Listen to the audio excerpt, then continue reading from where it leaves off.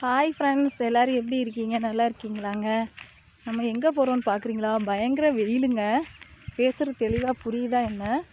நம்ம ஏற்கனவே அங்கே ஒரு தோட்டம் இருக்குதுங்க. அது மட்டும் இல்லாமல் இங்கே ஒரு வயல் இருக்குது. அதை தான் இப்போ பார்க்க போகிறோம். வீடியோக்காக பயங்கரமாக வெயிலாக இருந்தாலும் பரவாயில்லன்னு சொல்லிட்டு வந்துட்டுருக்கேன்.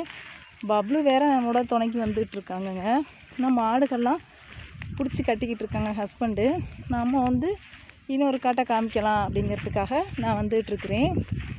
எல்லோரும் சாப்பிட்டுச்சிங்களா? நல்லா இருக்கீங்களா? இதோ வந்தாச்சு. நாங்கள் அங்கேருந்து இங்கே அப்படி தாங்க பயிர் நடவெல்லாம் இந்த வயலில் பண்ணியிருக்கோம். ஆனால் அப்போல்லாம் அவ்வளோ தூரத்துலேருந்து நடந்து தான் வரணும். பேக் கேமரா ஆன் பண்ணுறேன்.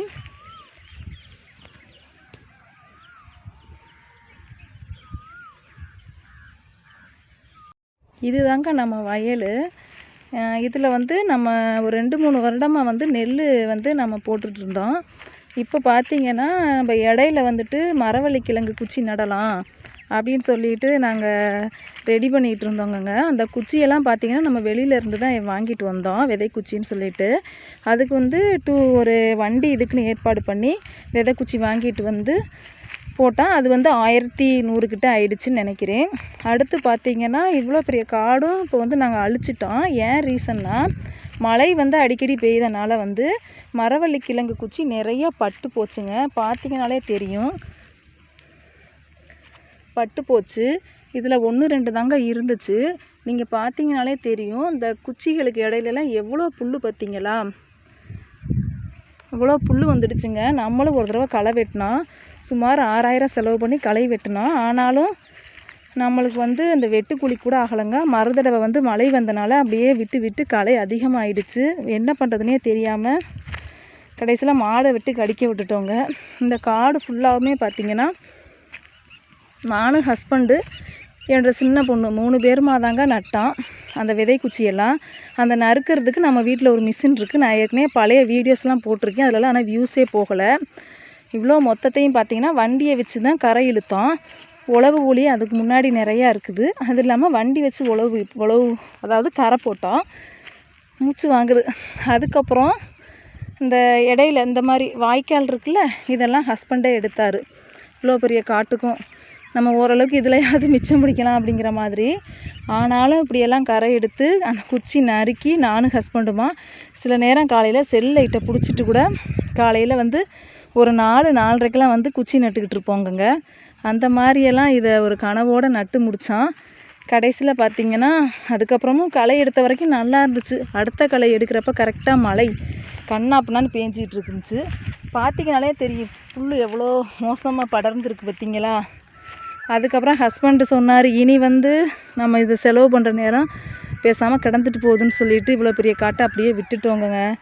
என்ன பண்ணுறதுங்க, ஒரு நேரம் மனசு கஷ்டமாக தான் இருக்குது. இதிலெல்லாம் கிழங்கு வந்துருந்துச்சுன்னா அது ஓரளவுக்கு ஒரு அமௌண்ட்டு போயிருந்துருக்கும். ஆனால் இப்போ எல்லாம் வீணாக போயிடுச்சு. நீங்கள் பார்த்திங்கனாலே தெரியும். இதில் பாருங்களே எவ்வளோ புல் இருக்குது. இதை வச்சு நம்ம ஆட்களை விட்டு களை வெட்டினா எவ்வளோ இதாக இருக்கும் பார்த்திங்களா? அதனால் அந்த எண்ணத்தை கைவிட்டுட்டோங்க. இப்போ மாடுகளை நாங்கள் கட்டி கட்டி மேய்ச்சிக்கிட்டு இருக்கோம். இந்த காட்டுக்குன்னு நாங்கள் சுமார் 15,000 செலவு பண்ணாங்க.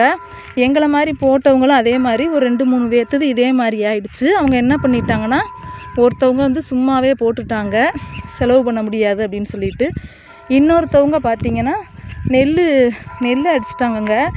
நாங்கள் நெல் இன்னும் அடுத்த மாதத்துல தாங்க நாற்று போட்டு இந்த வயலில் நடலான்ட்ருக்குறோம். வேறு என்னங்க பண்ணுறது? விவசாயத்தில் அப்படி தான் லாபம் நஷ்டம் வரும். நம்ம அதை பார்த்தா ஒன்றும் பண்ண முடியாது அப்படின்னு சொல்லிட்டு மனசை தேத்திக்கிட்டு இருக்கோங்க.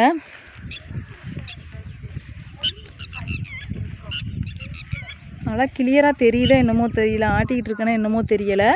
அதே மாதிரி இதில் நெல் பயிர் நடவு அப்போ என்ன பண்ணுவோம், அங்கே வீடு தூரத்தில் தெரியுதுல வீடுகள்லாம், அதில் ஒரு வீடு தான் நம்ம வீடு. அதிலேருந்து 2 வீலர் மூலியமாக அந்த நெல் பயிர் ஒரு சாக்கில் கட்டி ஹஸ்பண்டு தாங்க வண்டியில் எடுத்துகிட்டு வருவார். நான் மூட்டையில் எடுத்து கட்டி வைப்பேன். கட்டி வச்சதுக்கப்புறம் அவங்க எடுத்துகிட்டு வந்து இதில் போடுவாங்க. இந்த காடு ஃபுல்லாக எல்லாம் போட்டு அதை நடவு பண்ணவங்களாட்டியுமே ரொம்ப கஷ்டமாயிடும். எப்படா இந்த பயிர் நடவு வேலையெல்லாம் முடிப்போம் அப்படிங்கிற மாதிரியெல்லாம் ஆயிடுங்க.